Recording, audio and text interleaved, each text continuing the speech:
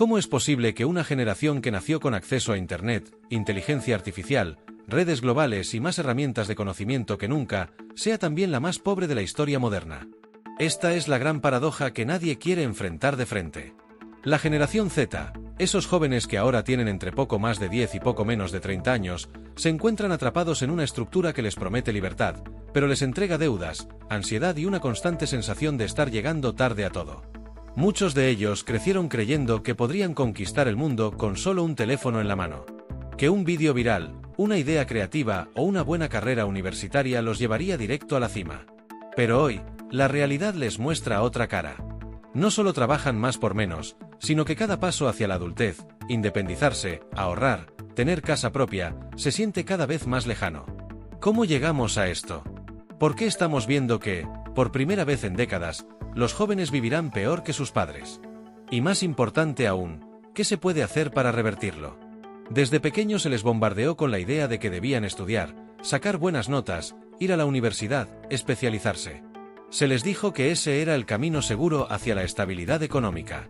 Pero cuando terminaron sus carreras, se encontraron con un mercado laboral saturado, sueldos bajos y ofertas que les exigen experiencia previa que no tienen cómo conseguir.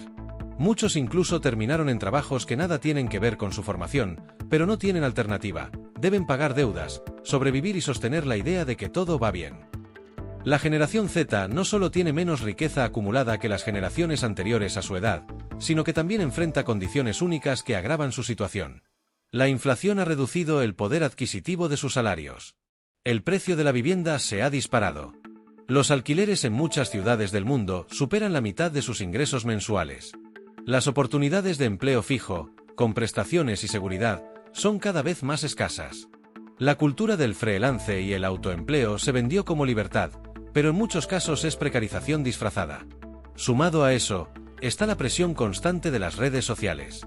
Instagram, TikTok, YouTube, plataformas donde se expone una vida de éxito instantáneo, cuerpos perfectos, viajes lujosos, autos caros y emprendimientos milagrosos. ¿Y qué pasa cuando la realidad de la mayoría no se parece en nada a eso? Aparece la frustración, la comparación constante, la ansiedad por no estar logrando lo suficiente.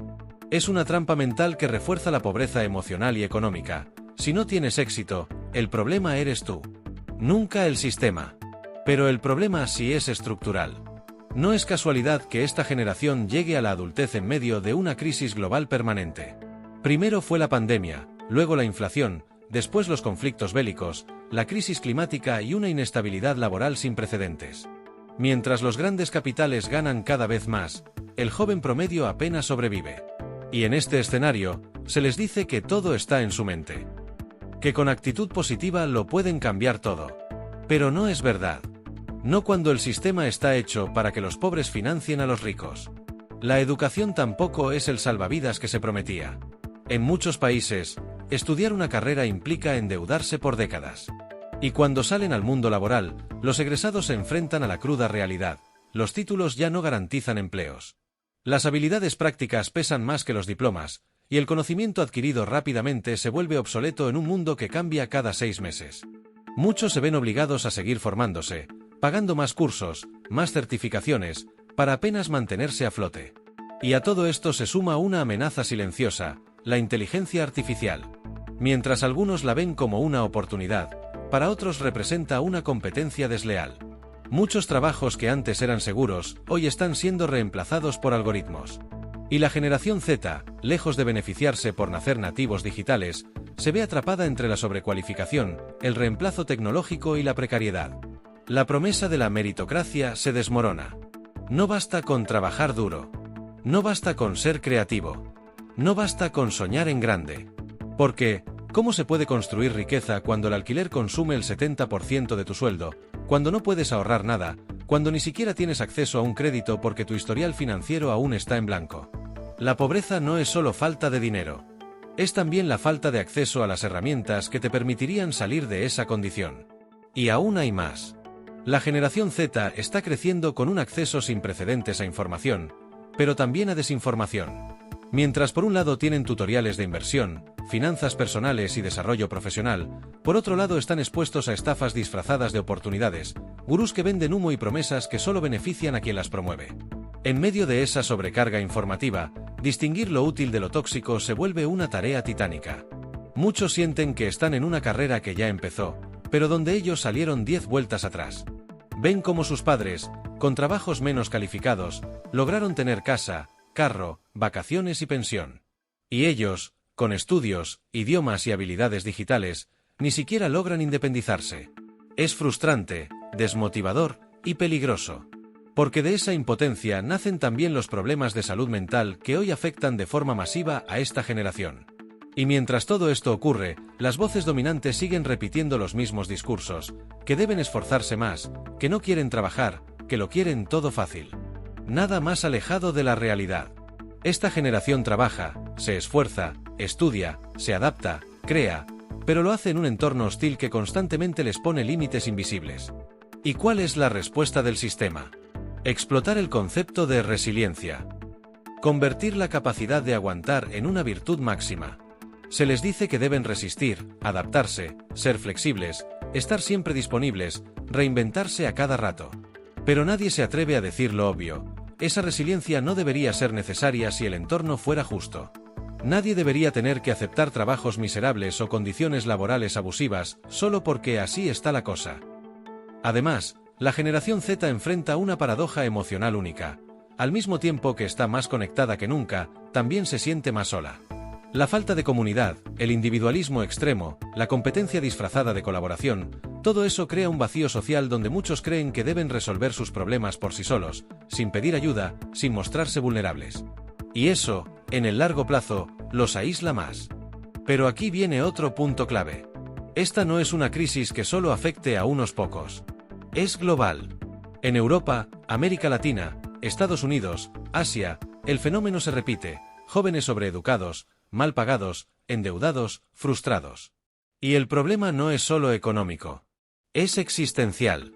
Porque cuando una generación entera pierde la fe en el futuro, deja de construir. Deja de soñar.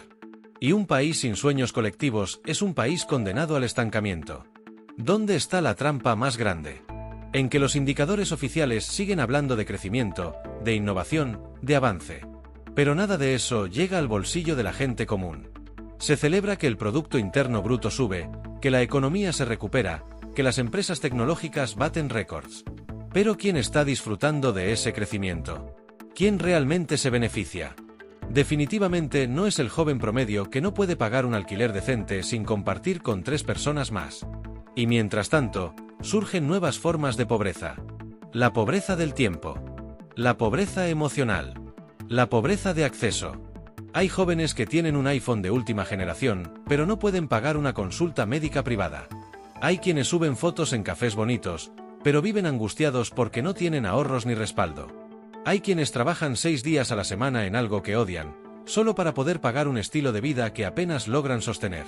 Esta pobreza no siempre se ve en las estadísticas. Pero se siente. Se vive. Y es silenciosa. Porque nadie quiere admitir que está fallando. Nadie quiere decir que tiene 30 años y sigue dependiendo de sus padres. Nadie quiere confesar que no sabe cómo saldrá del agujero financiero en el que está metido. Porque eso implicaría aceptar que todo lo que les prometieron era mentira. Y entonces aparece otra figura que ha ganado fuerza, la del autoemprendedor. Se les dice que deben crear su propia marca personal, ofrecer sus servicios, volverse virales, monetizar su pasión. Suena bonito. Pero en el fondo es una forma más de trasladar toda la responsabilidad al individuo. Si no lo logras, es porque no lo intentaste lo suficiente. Si no vendes, es porque no sabes. Si no creces, es porque no te adaptas. Todo cae sobre tus hombros, mientras el sistema se lava las manos. Y eso no es casual. Es una estrategia. Una forma de despolitizar la pobreza. De convertirla en un problema individual, no colectivo. Y así, cada joven pelea por su cuenta, sin entender que están todos en la misma situación. Divididos, aislados, compitiendo por migajas, mientras el modelo económico sigue concentrando riqueza arriba. Pero no todo está perdido.